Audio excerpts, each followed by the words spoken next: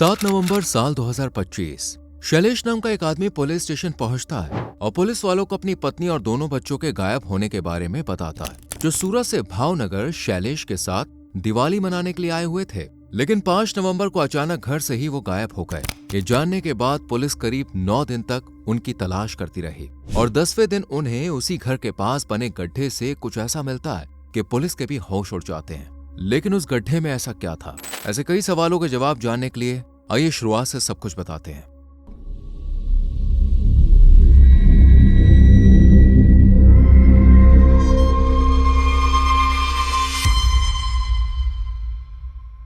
इस case file की शुरुआत होती है गुजरात के भावनगर जिले से, जहां भरतनगर नाम का एक थाना क्षेत्र लगता है और इसी थाना क्षेत्र के ऑपोजिट 50 बीघे में बनी एक फॉरेस्ट कॉलोनी है, जिसमें काफी सारे गवर्नमेंट क्वार्टर्स बने हुए हैं और ये क्वार्टर्स फॉरेस्ट डिपार्टमेंट के वर्कर्स और ऑफिशियल्स को रहने के लिए दिए जाते हैं, इसलिए सिर्फ वही लोग यहाँ पे रह सकते हैं। अभी कुछ महीने पहले ही शैलेश खंबाला भी यहाँ पे आए थे, जो कि फॉरेस्ट विभाग में ACF यानी कि असिस्टेंट कंजर्वेटर ऑफ फॉरेस्ट के पद पर काम करते थे, इसलिए उन्हें इसी कॉलोनी में क्वार्टर दिया गया था, जहाँ पर वो आराम से रह रहे थे। शैलेश की उम्र करीब 46 साल थी और वो मूल रूप से सूरत के कतारग्राम एरिया के रहने वाले थे। उनकी फैमिली में उनकी 42 साल की पत्नी नैनाबेन और 2 बच्चे थे, जिनमें बेटी प्रथा की उम्र करीब 13 साल थी, जबकि बेटा भव्य अभी सिर्फ 9 साल का था, जो अपने पिता से दूर सूरत में रह रहे थे, क्योंकि शैलेश की जॉब ऐसी थी कि कुछ टाइम बाद ही उनका ट्रांसफर हो जाता है, जिस वजह से फैमिली को भी उनके साथ इधर से उधर जाना पड़ता है और बच्चों की पढ़ाई भी काफी डिस्टर्ब होती थी। इसलिए नैना ने फैसला किया था कि वो अपने पति से दूर ससुराल में रहेंगी। आपको बता दें, शैलेश और नैना की शादी को करीब 15 साल बीत चुके थे और इन दोनों का रिश्ता परिवार ने साटा पाटा प्रथा के तहत तय किया था।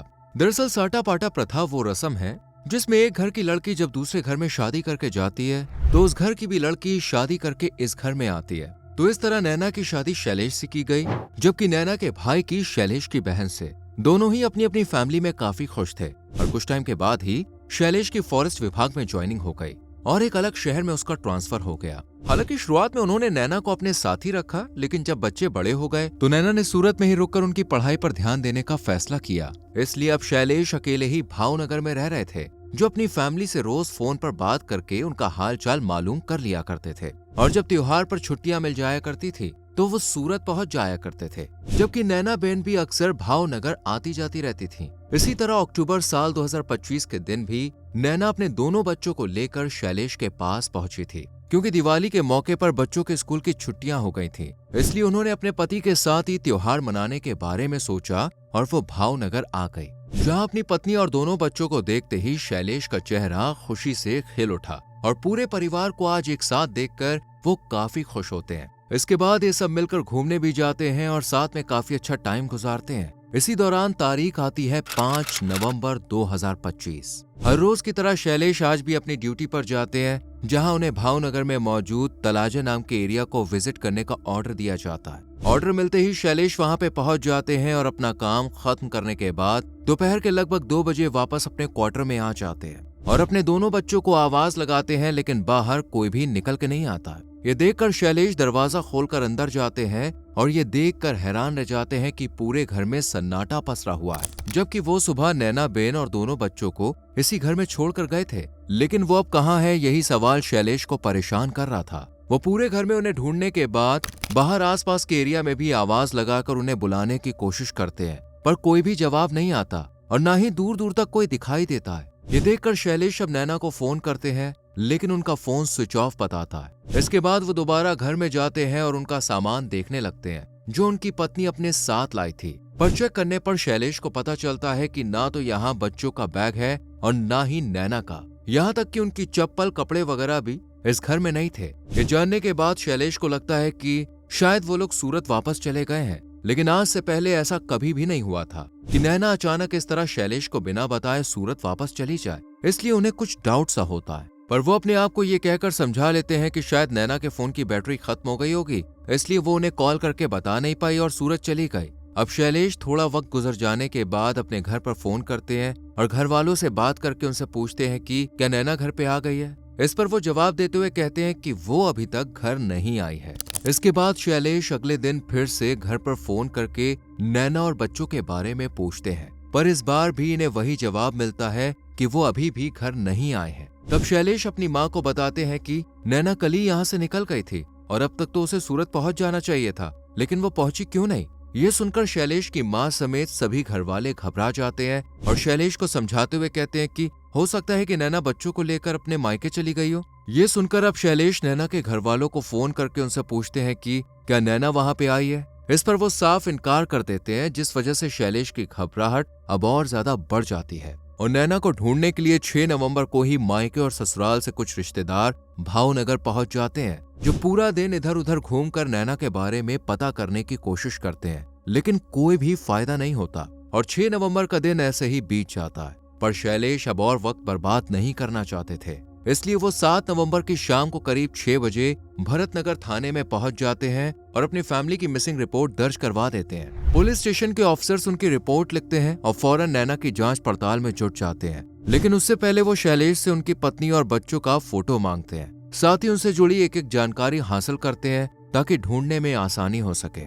इसके बाद वो वायरलेस के जरिए अलग अलग थानों में भी नैना और उनके बच्चों के बारे में बता देते हैं और फिर शैलेश से पूछते हैं कि उनकी आखिरी बार नैना से क्या बात हुई थी, क्या उन्होंने कहीं जाने का जिक्र किया था या जाने से पहले कॉल या मैसेज किया था। इस पर शैलेश पुलिस को बताते हैं कि नैना ने उन्हें सूरत या किसी और रिश्तेदार के घर जाने के बारे में कुछ भी नहीं बताया था, उन्हें नहीं पता कि वो कहाँ गई है। तब पुलिस खुद ही बस स्टॉप, रेलवे स्टेशन और अलग अलग टोल पर जाकर नैना के बारे में पता करना शुरू कर देती है। साथ ही उनके पोस्टर छपवाए जाते हैं ताकि अगर किसी ने नैना और दोनों बच्चों को कहीं भी देखा हो तो वो पुलिस को इसके बारे में बता सके। इधर शैलेश जिले के एसपी के पास जाकर अपनी शिकायत दर्ज करा देते हैं, जिसके बाद वो लोकल क्राइम ब्रांच की 3 टीमों का गठन करते हैं और उन्हें अलग अलग काम सौंप देते हैं। जैसे एक टीम को भावनगर के बाहर एरिया के और फॉरेस्ट कॉलोनी में जितने भी कैमरे लगे होते हैं उन्हें चेक करने का ऑर्डर दिया जाता है, जबकि दूसरी टीम को नैना के फोन को सर्विलांस पर लगाने और उनकी कॉल डिटेल्स वगैरह निकालने का काम सौंपा जाता है। और आखिरी बार फोन किस लोकेशन पर बंद हुआ था पुलिस ये भी जानने की कोशिश करती है और हर एक एंगल को अच्छे से एग्जामिन करती है ताकि कोई क्लू ना छूटे। तभी शैलेश पुलिस को आकर बताते हैं कि उनके कॉलोनी के एक सिक्योरिटी गार्ड ने नैना और दोनों बच्चों को 5 नवंबर के दिन ऑटो से कहीं पर जाते हुए देखा था। ये सुनते ही पुलिस फौरन उस सिक्योरिटी गार्ड को बुलाती है और उससे सवाल करने लगती है। तब गार्ड उन्हें जवाब देते हुए कहता है कि उसने 5 नवंबर को ऑटो में नैना को बच्चों के साथ देखा तो था, लेकिन उसे पूरा यकीन नहीं है कि वो नैना ही थी या फिर कोई और, क्योंकि उसकी कभी नैना से आमने सामने बात नहीं हुई थी, बस उसे 1-2 बारी यहाँ से आते हुए देखा था। इधर जो पुलिस टीम नैना के सीडीआर को खंगाल रही थी उनमें कोई भी ऐसा नंबर नहीं दिखता जिस पर शक किया जा सके, क्योंकि उसके फोन में जितने भी नंबर सेव थे वो रिश्तेदारों और जान पहचान वालों के ही थे। इससे पुलिस को एक बात तो क्लियर हो गई थी कि नैना का किसी के साथ कोई भी अफेयर नहीं था, पर फिर भी पुलिस कंफर्म करने के लिए एक बार ससुराल और मायके वालों से नैना के बारे में पूछती है कि क्या उन्हें कभी ऐसा लगा कि वो किसी से बात करती है। इस पर वो ना में जवाब देते हैं और पुलिस को बताते हैं कि नैना एक बहुत ही सीधी साधी महिला है, वो कभी भी इतना घिनौना काम नहीं करेगी। ये सुनने के बाद अब पुलिस को यकीन हो जाता है कि नैना किसी के साथ भी रिलेशन में नहीं है, लेकिन वो गई कहाँ, यही सवाल अब पुलिस के जहन में घूम रहा था। इसलिए वो फॉरेस्ट कॉलोनी में रहने वाले लोगों से भी बात करती है कि क्या किसी ने नैना को कहीं पर जाते हुए देखा है, पर वो सिर्फ शैलेश को जानते थे और उनकी पत्नी और बच्चों से इतने फैमिलियर नहीं थे। पर नैना की आखिरी लोकेशन इसी कॉलोनी में बता रही थी, ऊपर से सीसीटीवी में वो कहीं भी आती जाती दिखाई नहीं थी। इधर शैलेश अब नैना और बच्चों को ढूंढने के लिए सूरत जाने का फैसला करते हैं और छुट्टी लेकर सूरत के लिए निकल जाते हैं, जहां वो कई दिन तक लगातार अलग अलग रिश्तेदारों के यहाँ जाकर नैना के बारे में पूछते हैं, पर उन्हें कोई भी सुराग नहीं मिलता और वो थक हार कर वापस भावनगर आ जाते हैं। इसके बाद शैलेश इन्वेस्टिगेशन टीम के पास जाकर उन्हें एक फोन दिखाते हुए बताते हैं कि ये उनकी पत्नी नैना का है, जो उन्हें क्वार्टर में छानबीन करने के दौरान मिला था। अब पुलिस फोन की छानबीन करती है इस उम्मीद में कि शायद कोई अहम सुराग हाथ लग जाए। इसी बीच पुलिस को व्हाट्सएप पर एक मैसेज दिखता है जो नैना ने शैलेश को किया था, पर वो सेंड नहीं हुआ था क्योंकि इस टाइम फोन एयरप्लेन मोड पर लगा था। दरअसल नैना ने मैसेज में लिखा था कि वो अपने ससुराल वालों से बहुत परेशान है, इसलिए वो बच्चों को लेकर घर छोड़कर जा रही है। जबकि कुछ रिपोर्ट्स में ये भी बताया गया था कि उस मैसेज में नैना ने बच्चों के असली पिता के पास जाने की बात लिखी थी और ये भी कहा था कि उन्हें कोई ढूंढने की कोशिश ना करे। ये मैसेज देखने के बाद पुलिस को पहले ये अफेयर का मामला लगता है, लेकिन नैना के फोन में ऐसा कोई भी नंबर नहीं था जिससे अक्सर बात होती हो। वही नैना अक्सर गुजराती लैंग्वेज में बात करती थी, जबकि ये मैसेज इंग्लिश में लिखा हुआ था। इसलिए पुलिस जब नैना की बहन को ये मैसेज दिखाती है तो वो साफ शब्दों में कह देती है कि ये उनकी बहन ने नहीं लिखा है, और अगर नैना को मैसेज सेंड करना ही था तो नैना ने एयरप्लेन मोड क्यों ऑन किया? ये सवाल भी देखिए डाउट पैदा कर रहा था। इसलिए पुलिस अब शैलेश की कॉल डिटेल्स और लोकेशन खंगालती है। तब उन्हें पता चलता है कि जिस वक्त नैना ने शैलेश को मैसेज सेंड करने की कोशिश की थी ना, उस टाइम शैलेश की लोकेशन उन्हीं के आसपास थी। तभी सोचने वाली बात है, जब शैलेश खुद नैना के पास मौजूद थे तो वो उन्हें मैसेज क्यों करेगी? इस सवाल ने शक की सुई अब शैलेश की तरफ घुमा दी थी। पुलिस को अब नैना और दोनों बच्चों को ढूंढते हुए करीब 8 दिन गुजर गए थे और अब 9वां दिन लग चुका था, लेकिन पुलिस के पास शैलेश के खिलाफ कोई भी ठोस सबूत नहीं था। इसलिए वो उससे पूछताछ करने से पहले उन लोगों को थाने बुलाती है जिनसे शैलेश ने 1 नवंबर से लेकर 4 से 5 नवंबर के आसपास बात की थी। तब जूनियर RFO अमित पुलिस को बताते हैं कि 2 नवंबर को शैलेश ने उनके पास फोन किया था और कहा था कि उनके घर के पास नाले का पानी और काफी सारा कचरा जमा हो गया है, इसलिए वो यहाँ पर 2 गड्ढे खुदवाना चाहते हैं ताकि पानी और कचरे को उसमें डाल सकें। अब क्योंकि सीनियर अफसर की तरफ से ऑर्डर मिला था, इसलिए अमित टीम को JCB के साथ भेजकर शैलेश के घर के पास एक 6 फीट का और 5.5 फीट का गड्ढा खुदवा देते हैं। इसके बाद 6 नवंबर को शैलेश अमित को दोबारा फोन करते हैं और उनसे कहते हैं कि इन गड्ढों के ऊपर मिट्टी डलवाकर जमीन बराबर करवा दो। उनकी बात सुनने के बाद अमित ने सुबह 10 बजे के आसपास मिट्टी से भरे 2 डंपर एक अफसर के साथ उनके घर भेज दिए, जिन्होंने शैलेश से पूछा कि सर इस मिट्टी को कहाँ डालना है। तब उसने कहा कि रुको मैं खुद आ रहा हूँ, और जब अफसर ने खुद उन गड्ढों के पास जाने की कोशिश की तो शैलेश ने उन्हें मना कर दिया और कहा कि यहाँ पर सांप है, कल गलती से मैंने उसके ऊपर पैर रख दिया था, इसलिए तुम यहीं पे रुको वरना वो तुम्हें काट लेगा। ये सुनकर अफसर वहीं रुक जाता है, जबकि शैलेश मिट्टी डालने वाले लोगों को अपने साथ घर के साइड में ले जाते हैं और दोनों गड्ढों को भरवा देते हैं, जिनके ऊपर पहले से ही ढेर सारा कचरा पड़ा हुआ था। फिर उसी के ऊपर मिट्टी डाल दी जाती है। लेकिन क्या सच में उन गड्ढों को नाले के पानी और कचरे के लिए खुदवाया गया था? इस सवाल का जवाब जानने के लिए पुलिस 16 नवंबर को शैलेश के घर पहुंच जाती है और JCB की मदद से जब उन गड्ढों को खुदवाती है तो जिस बात का डर था वही होता है। 10वें दिन गड्ढों के अंदर से 3 बॉडीज बरामद होती है, जिनमें से 6 फीट के गड्ढे में नैना बहन थी और 5.5 फीट में दोनों बच्चे। ये देखकर पुलिस के होश उड़ जाते हैं और वो तीनों बॉडीज को पोस्टमार्टम के लिए भेज देती है, जिसके बाद घर वालों को उनकी बॉडी सौंप दी जाती है और रात तक अंतिम संस्कार भी हो जाता है, जिसमें शैलेश को छोड़कर सभी रिश्तेदार मौजूद थे, क्योंकि शैलेश को पुलिस ने अरेस्ट कर लिया था। और उससे जब अपनी पत्नी और बच्चों को मारने की वजह पूछी तब उसने पुलिस को बताया कि नैना दिवाली की छुट्टियों में यहाँ पे आई थी, लेकिन अब उसने मेरे पास ही रहने का मन बना लिया था। उसने मुझसे कहा कि वो अब यहीं पे रहेगी और बच्चों का एडमिशन भी भावनगर के ही किसी स्कूल में करवा देगी, लेकिन शैलेश ने साफ इनकार कर दिया और उनसे वापस ससुराल जाने के लिए कहा। पर नैना उसकी एक बात नहीं सुनती, जिस वजह से दोनों पति पत्नी में झगड़ा होने लगता है और पूरी रात इसी तरह गुजर जाती है। और जब शैलेश 5 नवंबर की सुबह 7:30 बजे उठता है तो फिर से नैना के यहाँ रहने की जिद शुरू हो जाती है और वो गुस्से में नैना का गला दबा देता है और फिर एक तकिया रखकर उसकी जान ले लेता है। इसके बाद शैलेश अपने दोनों बच्चों के साथ भी ऐसा ही करता है। अब क्योंकि उसने पहले ही यहाँ पर 2 गड्ढे खुदवा लिए थे,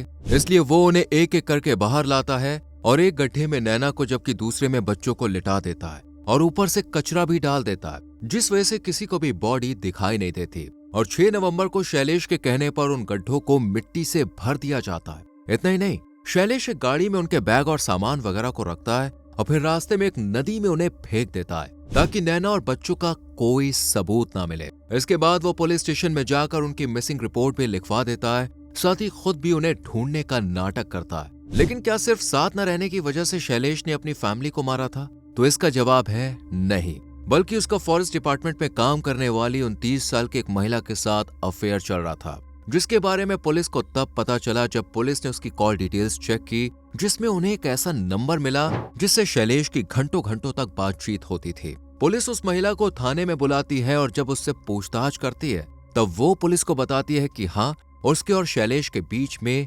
एक्स्ट्रा मैरिटल अफेयर है और वो उसके साथ शादी करना चाहता था, इसलिए शैलेश ने अपने बीवी बच्चों के आने से पहले ही उन्हें मारने का प्लान बना लिया था। लेकिन महिला कर्मचारी का इसमें कोई हाथ नहीं था, बल्कि वो तो शैलेश से शादी ही नहीं करना चाहती थी और इस बात की जानकारी शैलेश को भी थी, लेकिन वो फिर भी उसके साथ रहने के लिए बेताब था।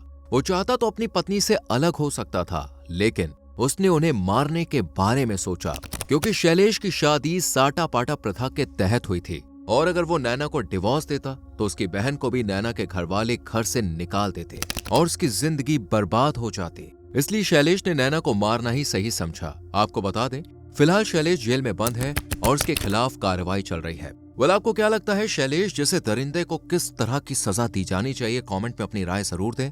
वीडियो को लाइक और शेयर करके चैनल को सब्सक्राइब करें और बेल आइकॉन प्रेस करें, जिससे आने वाली कहानियां आपसे मिस ना हो।